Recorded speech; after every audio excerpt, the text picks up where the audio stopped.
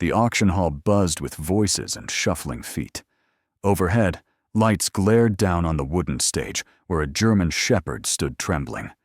His coat was dull, silver streaking around his muzzle. His back leg dragged slightly as he shifted his weight. The auctioneer's voice was flat. Lot 47. Ranger, 8 years old, former K-9 unit, served in active duty, injured on the job. Eyes scanned phones. Whispers rippled through the crowd. Not one hand lifted. The gavel tapped once. Do I have any bids? Silence. Ranger stood motionless, head low, body pulled inward. His eyes stayed fixed on the floor. The auctioneer glanced at his watch. Anyone? Someone in the front row stood and walked out. The door slammed. Ranger flinched. The gavel rose again. Going once. Then, from the shadows in the back, a hand slowly lifted. Before we continue, hit like and subscribe. Drop your country in the comments. I love seeing where our stories reach. 10 minutes earlier, a man sat alone in the last row. His hood was pulled low over a worn baseball cap. He didn't speak to anyone. His hands rested on his knees, fingers tapping a slow rhythm against denim. Ethan Brooks was 42. His face carried lines that didn't come from age. His jaw was tight. His shoulders never fully relaxed. For a moment, his eyes closed. An image flickered behind them. Another dog, younger, faster, standing beside him in desert sand. The memory blurred and vanished before it could settle. He opened his eyes. Around him, the auction moved in waves of noise and motion. People bid eagerly on the younger dogs. Lot 23 went for $3,500. Lot 31 brought in $4,200. Hands shot up, voices called out. Applause followed every sale. Ethan didn't raise his hand once. His gaze drifted to the paper in his lap. A list of dogs up for auction. His thumb stopped on one entry. Ranger. Lot 47. Injured protecting handler. Retired. Needs new home. His fingers curled slightly. He stared at the words.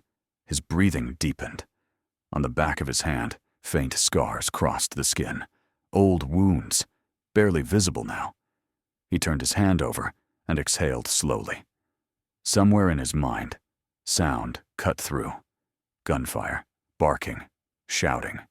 He shook his head and forced himself to focus. The overhead speaker crackled. Lot 47? Ranger. Ethan looked up. The dog limped onto the stage. His movements were stiff. His head hung low. The crowd shifted, uninterested. A woman near the front wrinkled her nose. A man muttered something about vet bills. Ethan's hands tightened into fists. His jaw clenched. The auctioneer's voice droned on. Starting bid, $200. Anyone? No one moved. Ethan stared at the dog. The dog didn't look at anyone. The gavel lifted. Lot 47. Ranger. Going once. A voice from the second row broke the silence. That one's done for. Someone laughed. Broken dogs don't sell. Whispers spread like ripples. Too old. Medical costs. Not worth it. Ranger stood frozen. His ears didn't twitch. His tail didn't move. He was a statue of something that used to matter. The auctioneer sighed. His tone flattened further. $200. Do I hear 200? Nothing. Ethan's eyes stayed locked on the dog. His breath came harder. His hands opened and closed. The gavel tapped wood. Going once. The sound echoed through the hall. The stage lights burned too bright. Ranger squinted but didn't move. Everything hurt. The bullet wound in his back leg had healed on the surface, but deep inside, the nerves misfired. Sometimes the leg collapsed without warning. He remembered when touch meant kindness, a hand on his head, a voice that said his name with warmth, food that tasted good. Now there was nothing. He had been a warrior once, someone's protector. Now he was merchandise no one wanted. His eyes scanned the crowd. Faces turned away. Phones glowed. Conversations continued as if he didn't exist. His chest tightened. He had imagined dying on the field. Blood on concrete, his handler holding him. It would have meant something. But this? Standing under harsh lights while strangers decided he wasn't worth $200. This was erasure. His ears drooped, his body pulled tighter into itself. In the corner of the stage, a mirror caught his reflection. A dog too old, too thin. Eyes clouded with exhaustion. He didn't recognize what he had become. If no one bid, they would take him back. Back to the concrete kennel. Back to the cold room where animals waited in silence. He had been there for 6 months. 6 months of being walked past by people who wanted younger dogs, healthier dogs, dogs that didn't cost too much. The auctioneer lifted the gavel higher. Going twice. Ranger closed his eyes. His heartbeat slowed. His muscles went slack. He had survived bombs and bullets. He had survived missions that killed others. But he couldn't survive being unwanted. The gavel hovered in the air. The room held its breath, not because anyone cared, but because the silence had stretched too long. Then a voice cut through the stillness. Deep, steady, calm. $500. The room shifted. Heads turned. Whispers erupted. Ranger's eyes opened. His ears twitched slightly, the first movement he had made since stepping onto the stage. Somewhere in the back of the hall, a man stood in the shadows. 4 years earlier, Ranger was a different dog. His coat was black and glossy. His muscles moved with precision. His eyes were sharp, alert, always scanning. He was 4 years old and assigned to the K-9 unit of the Rapid Response Team. His handler was Officer Dylan Carter, 28 years old, quick to laugh, the kind of person who talked to dogs like they understood every word. Dylan treated Ranger like a partner, not a tool. Training sessions were relentless. Ranger cleared obstacle courses in seconds. He tracked suspects through alleyways and warehouses with 98% accuracy. He detected explosives hidden in walls, under floors, inside machinery. The other officers joked that Ranger was better than half the humans on the team. Dylan would crouch down after every successful drill and ruffle Ranger's ears. Good boy. Best partner I've ever had. The other K-9 handlers agreed. Ranger wasn't just good. He was exceptional. On a Tuesday in late autumn, a call came in. Suspicious activity at an abandoned warehouse near the docks. Intelligence suggested the building was being used to store illegal explosives. The team mobilized within minutes. Ranger led the entry. His nose worked in controlled sweeps, filtering through rust, oil, and stale air. 60 feet into the building, he stopped. His body went rigid. He barked 3 times. Sharp. Urgent. Dylan signaled the team to halt. They cleared debris from the wall Ranger had marked. Behind a false panel, they found 3 kilograms of plastic explosives wired to a timer. The bomb squad disarmed it with 2 minutes to spare. The entire team would have died if Ranger hadn't found it. A ceremony followed. Ranger stood on the station lawn while the chief pinned a Medal of Service to his collar. Cameras flashed. People clapped. Dylan knelt beside him and wrapped both arms around his neck. "You're a hero, buddy. A real hero." Ranger's tail wagged. He felt proud, useful, loved. After shifts, Dylan took him home. They played fetch in the backyard. Ranger slept under Dylan's bed, close enough to hear him breathe. Life was simple. Life was good. Then came the final mission, a shipping container yard. Midnight. Intel about a weapons smuggling operation. Ranger and Dylan moved in with 4 other officers. The air smelled of salt water and iron. Waves slapped against the pier. Ranger's instincts flared. He barked, warned them. Dylan raised his hand. "Hold!" But the ambush was already in motion. Gunfire erupted from 3 directions. Ranger saw a rifle barrel swing toward Dylan. He didn't think. He lunged. The first bullet tore through his back leg. The second grazed his ribs. Pain exploded through his body, but he stayed between Dylan and the shooter. He snarled. He held his ground. Dylan screamed, "Ranger, no!" But it was already done. Ranger survived the surgery. 3 hours on the table. Titanium pins in his leg. Stitches across his ribs. The vet said he was lucky. The bullets had missed vital organs by inches. Dylan visited every day. He sat outside the recovery kennel with his fingers curled through the chain-link fence. "I'll take you home, buddy. We'll figure it out." Ranger pressed his nose against the metal. His tail wagged weakly. He didn't understand why the visits were short, why Dylan always left, why he couldn't go home yet. 2 weeks later, Dylan arrived with red eyes. He didn't smile. He crouched in front of the kennel and gripped the fence with both hands. His voice cracked. "They're transferring me. Out of state. Emergency reassignment." Ranger whined. He pawed at the gate. Dylan's breath hitched. "The rules say I can't take you. You're classified as retired. Only active handlers can bring their dogs across state lines."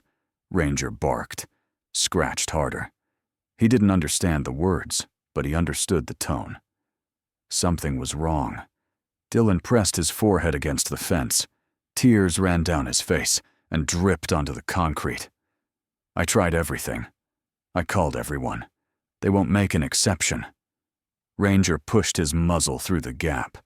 He licked Dylan's fingers. Dylan sobbed. "You saved my life, and I can't save you." He stayed for an hour. He didn't speak much, just sat there with his hand resting on Ranger's head through the wire. When he finally stood, his legs shook. He kissed the top of Ranger's head. "I'm so sorry." He turned and walked toward the exit. Ranger barked, loud, desperate. He clawed at the gate until his paws bled. Dylan stopped at the door. His shoulders shook. But he didn't turn around. The door closed. Ranger howled. The sound echoed through the empty kennel for hours. Every head in the auction hall turned toward the back. Ethan Brooks stood slowly. He stepped out of the shadows and moved toward the aisle. His face was calm, but his hands were clenched at his sides. The auctioneer blinked. "Sir, did you just bid $500? Ethan's voice was low, steady. "Yes." Whispers spread like fire. "Who is that? Does he know the dog's injured? He's wasting his money." Ethan ignored them. His eyes stayed locked on Ranger. For the first time since stepping onto the stage, Ranger lifted his head. His ears rotated forward. His body didn't move, but something in his posture shifted. 2 pairs of eyes met. Man and animal. Both carried the same weight, the same exhaustion, the same scars that didn't show on the surface. Ethan's jaw tightened. In Ranger's eyes, he saw something he recognized. Pain that ran deeper than muscle and bone, the kind that came from being left behind. The auctioneer cleared his throat. "Do I hear any other bids?" Silence. No one raised a hand.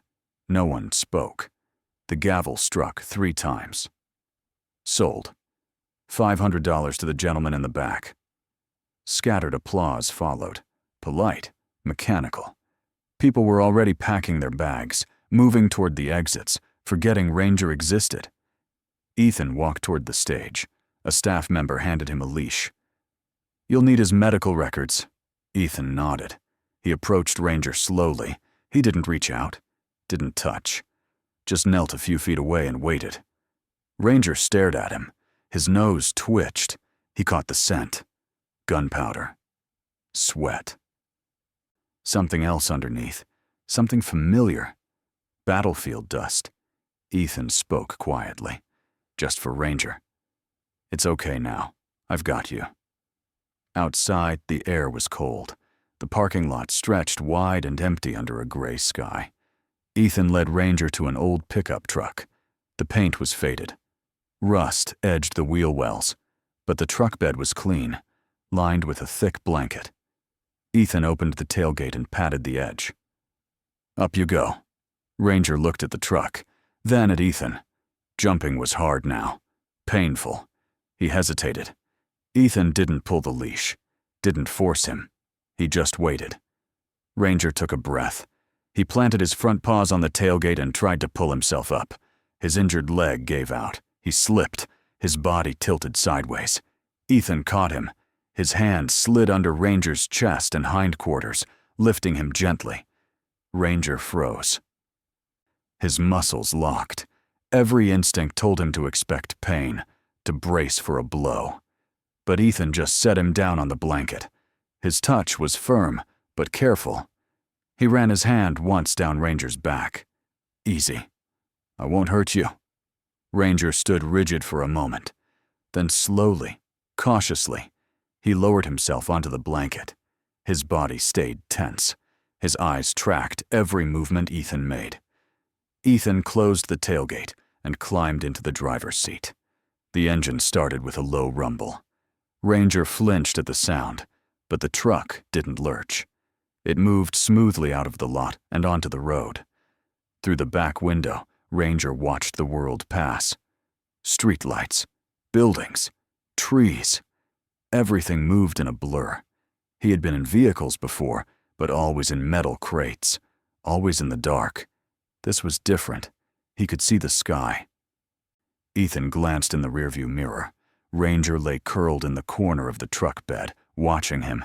Ethan's grip tightened on the steering wheel. A voice from years ago echoed in his mind. Take care of him, Ethan. He's a good boy. 30 minutes later, the truck pulled into a quiet neighborhood. Small houses lined the street. Trees swayed in the wind. Ethan parked in front of a single-story home with chipped paint and an overgrown lawn. He opened the tailgate. Home. Ranger sat up slowly. His nose lifted.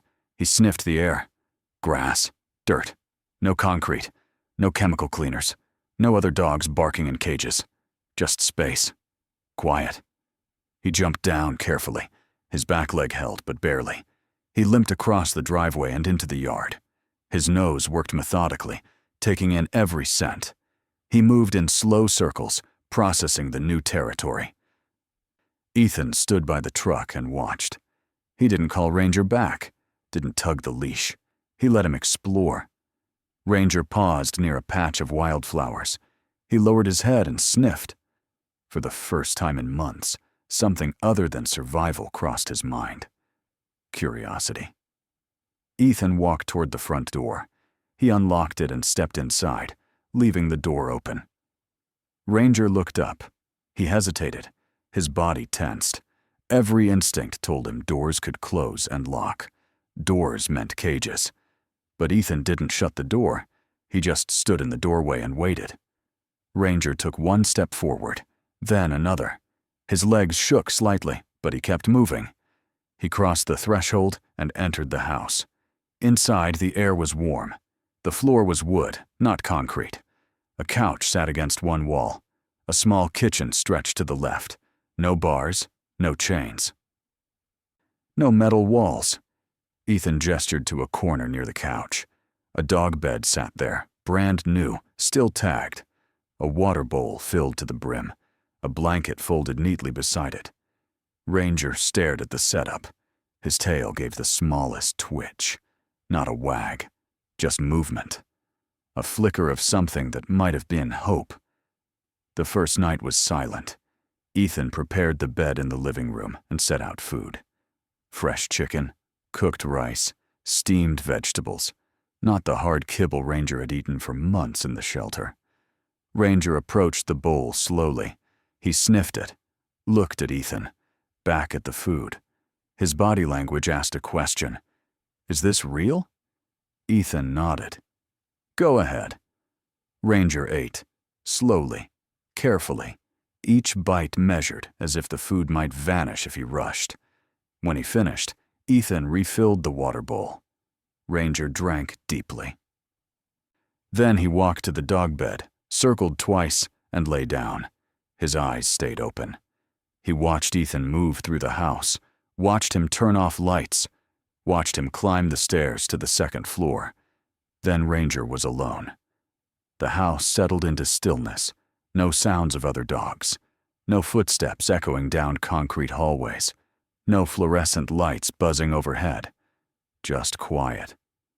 For the first time in 6 months, Ranger didn't feel the need to stay alert. His muscles unclenched, his breathing deepened, his eyes drifted shut. He slept. No nightmares, no jolting awake, just sleep. Morning came with light filtering through the windows. Ethan descended the stairs quietly. He found Ranger still on the bed, awake now, watching. Ethan moved to the kitchen. The smell of cooking meat filled the air. Chicken again. He plated it and brought it to Ranger. Ranger stood, his tail lifted slightly. Not a full wag, but closer than before. Ethan set the plate down. "You're safe here." Ranger ate, this time a little faster, a little less cautious. When he finished, he looked up at Ethan. Something passed between them. Not trust yet, but the beginning of it. 2 days later, Ethan took Ranger to the vet. The clinic was small, clean. Dr. Sarah Mitchell, a woman in her early 50s with kind eyes, examined Ranger carefully. She ran her hands along his leg, checked his ribs, studied his gait. She looked at Ethan. Nerve damage in the hind leg.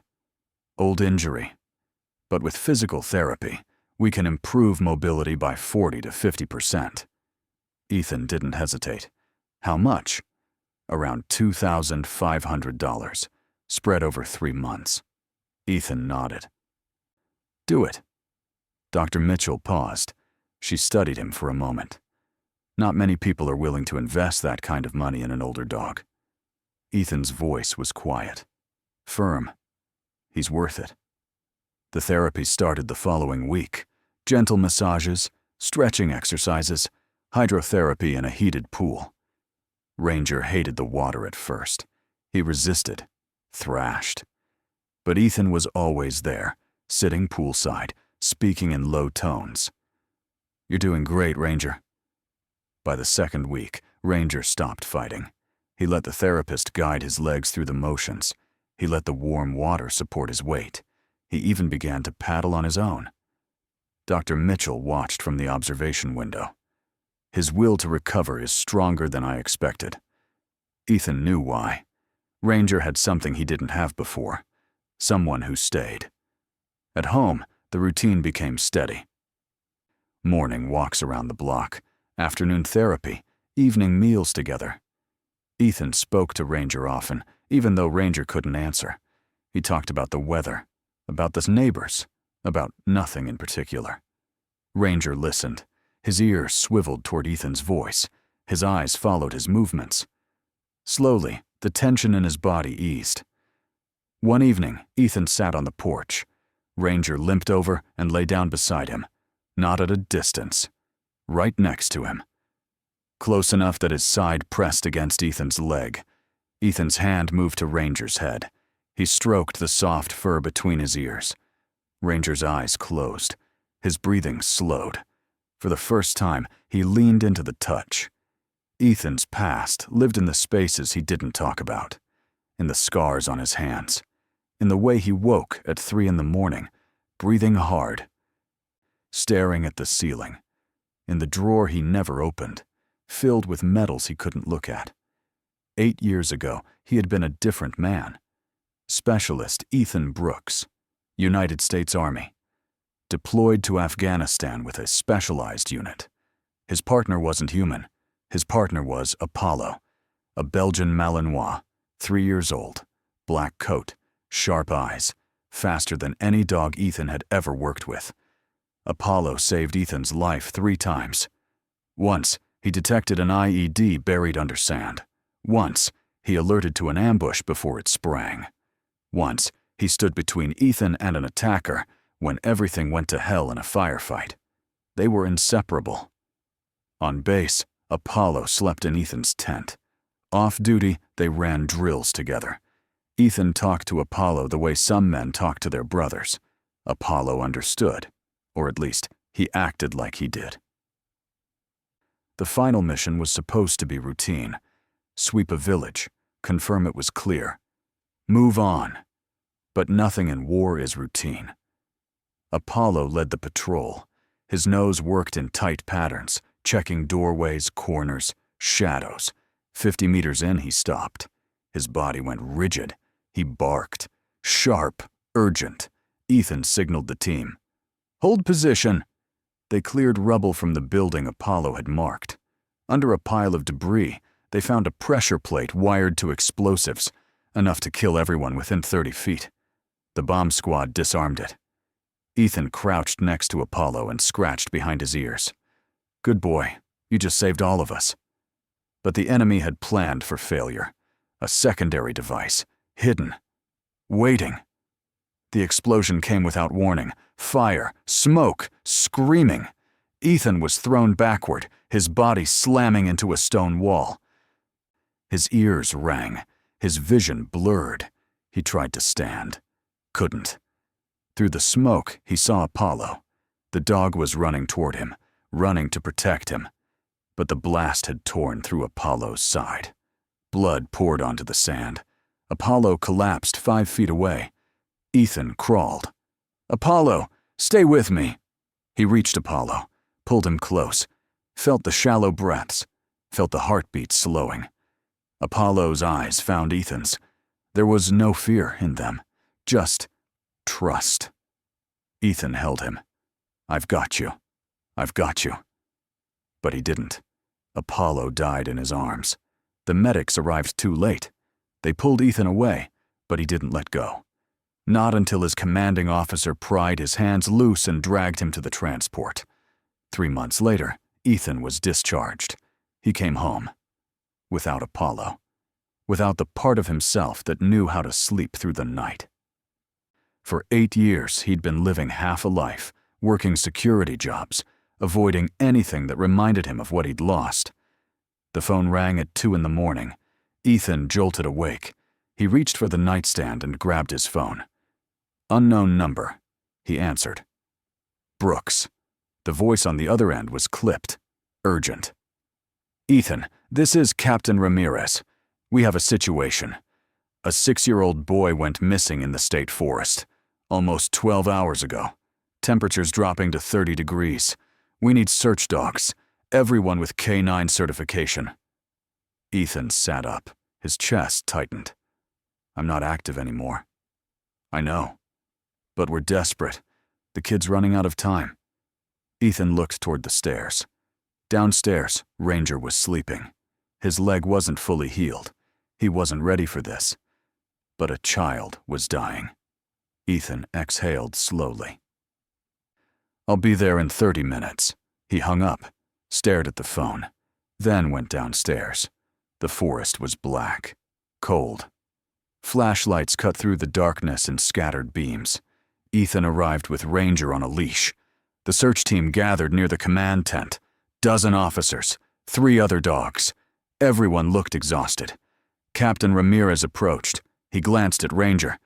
"Is he up for this?" Ethan's jaw tightened. "He'll do his job." They gave Ethan a piece of fabric, a child's jacket. Ranger sniffed it. His ears perked. His body shifted into focus. Even with the injury, the instinct kicked in. He was a working dog. This was what he was born to do. The team spread out. Ranger led Ethan deeper into the trees. His nose swept left and right. His breathing was controlled. Focused. His injured leg moved stiffly. But adrenaline pushed him forward. 2 hours passed. Nothing. Some of the team started to lose hope. "It's too cold. If the kid's been out here this long..." But Ranger didn't quit. His ears swiveled forward. He barked. Once. Twice. Then he pushed into a faster pace, his body driven by pure instinct despite the pain. Ethan followed. "Ranger, wait." Ranger ignored him. He pushed through underbrush and scrambled down a rocky slope. At the bottom, near a shallow creek, a small figure lay curled against a fallen log. Ethan slid down after him. "I've got him." The boy was unconscious, soaked, shivering, but breathing. Ethan radioed for backup. He pulled off his jacket and wrapped it around the child. Ranger stood guard, his body between the boy and the forest. Then, a sound. Rocks shifting. A landslide from the ridge above. Debris tumbled down. A boulder the size of a tire broke loose and rolled straight toward them. Ethan grabbed the boy, but he couldn't move fast enough. Ranger saw it. He didn't hesitate. He lunged forward and shoved Ethan sideways with his full weight. The boulder hit Ranger. Hard. He yelped. His body crumpled. He fell and didn't get up. Ethan dropped to his knees beside Ranger. Blood streamed from a gash on the dog's head. His ribs rose and fell in shallow, uneven breaths. His eyes were half closed. Ranger! No, no, no! Ethan pressed his hand against the wound. Blood seeped between his fingers. The rescue team crashed through the trees. Medics reached the boy first. They checked his vitals, wrapped him in thermal blankets, and lifted him onto a stretcher. Captain Ramirez approached Ethan. The boy's alive. Ranger saved him. Ethan didn't respond. He cradled Ranger's head in his lap.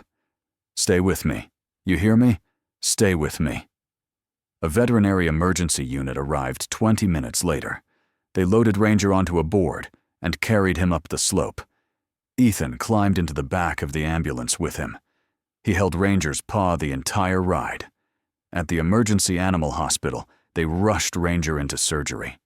A doctor in scrubs met Ethan in the hallway. Her face was grim.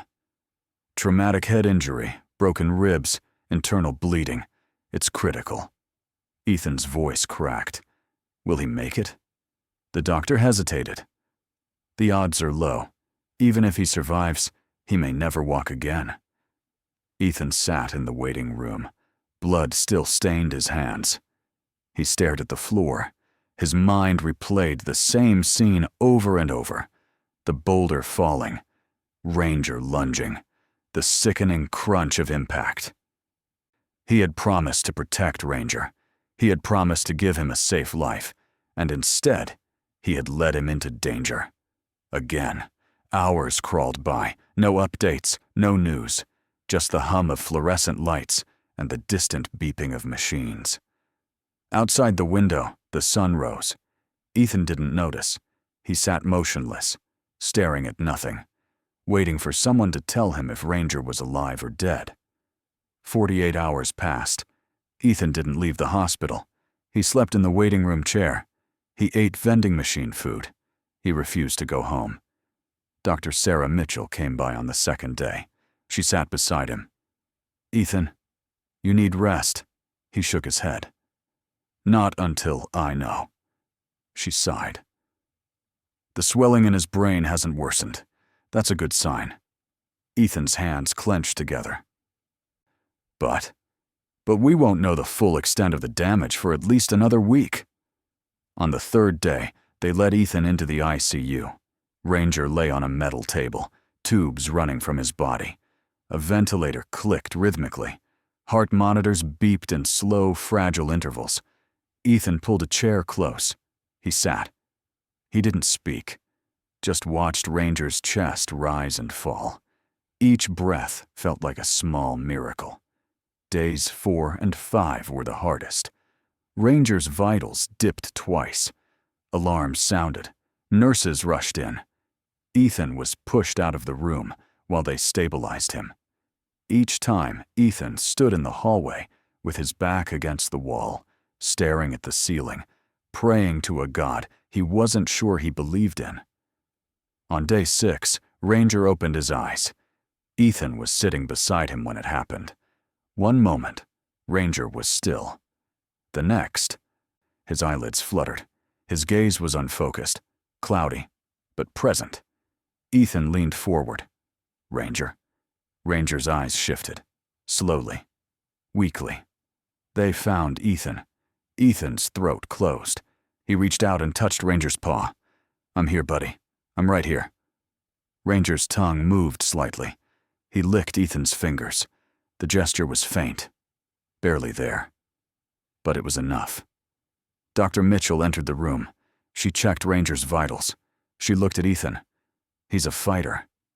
Ethan nodded. His voice was hoarse. He always has been. By day 7, Ranger could lift his head. By day 10, he could sit up. The road ahead was long, but he was alive. 2 weeks after the rescue, a letter arrived at Ethan's house. The return address read, City Police Department. Ethan opened it. Inside was a formal invitation printed on heavy cardstock. You and Ranger are invited to attend a Medal of Valor ceremony in recognition of extraordinary courage in the line of duty. Ethan stared at the letter. He looked across the room. Ranger lay on his bed, watching him. His head was bandaged. His movements were slow, but his eyes were clear. Ethan folded the letter and set it on the table. He walked over and knelt beside Ranger. They want to honor you. Ranger's tail moved, just a little, but it moved. The weeks that followed were quiet, peaceful. Ranger's recovery continued at home.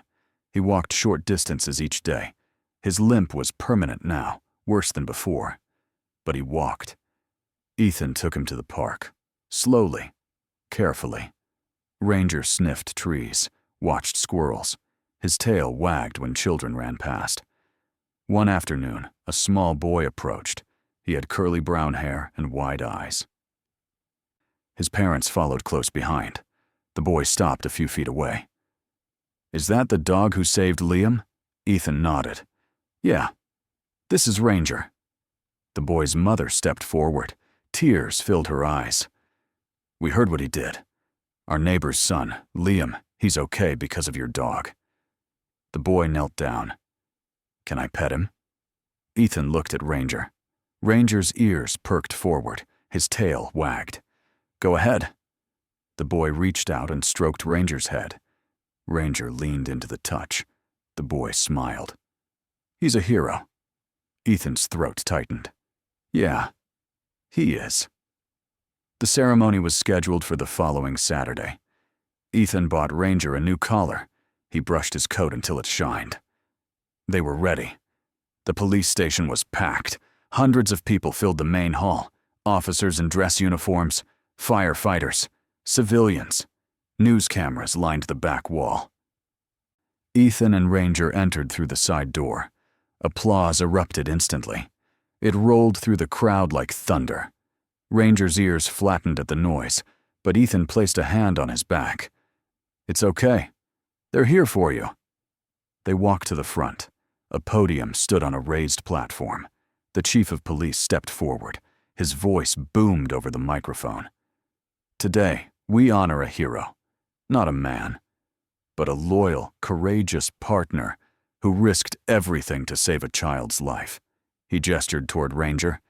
This is Ranger, a retired K-9 officer who served with distinction. When called upon again, he answered. He located a missing boy, and when danger struck, he didn't run. He put himself between that child and death. The crowd erupted again. Ethan knelt beside Ranger. The chief approached with a medal on a blue ribbon. He draped it around Ranger's neck for extraordinary valor. Cameras flashed. People cheered. Ranger stood still, his head held high. For a moment, he looked like the dog he used to be. Strong, proud, whole. Then, movement at the edge of the crowd. A man stepped forward. Tall, mid-30s, red-rimmed eyes. Ethan recognized him immediately. Dylan Carter. Dylan walked toward them. He stopped a few feet away. His voice broke. Ranger. Ranger's ears shot up. His body went rigid. Then his tail began to wag. Fast. Frantic. Dylan dropped to his knees. I'm so sorry, boy. I'm so sorry I left you. Ranger limped forward. He pressed his head against Dylan's chest. Dylan wrapped his arms around him and sobbed. Ethan stood back. He watched the reunion. Watched Dylan hold the dog he had been forced to abandon. Watched Ranger forgive him without hesitation. Dylan looked up at Ethan. Thank you for giving him what I couldn't. Ethan's voice was quiet. He saved me, too. The ceremony ended. Photos were taken. Hands were shaken. But the moment that mattered had already happened. That evening, Ethan and Ranger returned home. The sun was setting. The sky burned orange and gold. They sat together on the back porch. Ranger lay beside Ethan, his head resting on Ethan's leg. The metal gleamed on his collar. Ethan ran his hand through Ranger's fur. You were never broken, Ranger. You were just waiting for someone to see you. Ranger's eyes closed. His breathing slowed. Steady. Peaceful. The world around them faded into quiet. A man and a dog. Both scarred, both healing. Both home.